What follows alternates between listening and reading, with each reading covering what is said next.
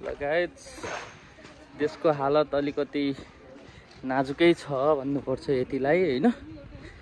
आधी घन्टा 1 घन्टा हुन लाग्यो ल हिजोबाट धाउनेको जाममा परेको। गाडी ल लाइनै त माथि त किलोमिटरसम्म छ हैन।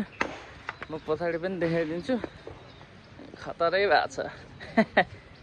ल बाटो पनि डेन्जरै छ है हाम्रो। फेरि नेपालमा फेरि टन्नै दिन भएको थियो एक्सर्साइज नगरेको, अहिले एक्सर्साइज भइरहेको छ टन्नै। बुढी लगाएको थियो एकदमै, बुढी घट्ने भयो आज। कति बस्ने त गाडीमा हाने झरेर हिँड्दै गयो, नजिकै छ होला भनेर हिँड्दा अहिले त खुल्दैन यो त। अहिले कति 18 घन्टा जस्तो भइसक्यो, अझै लाग्छ यो खुल्नलाई त। अब आर्मी सरले उता काठमाडौँ जान त खुल्छ, उता माथि जान त खुल्दैन भन्नुभएको छ। पछाडि हेरौँ है त।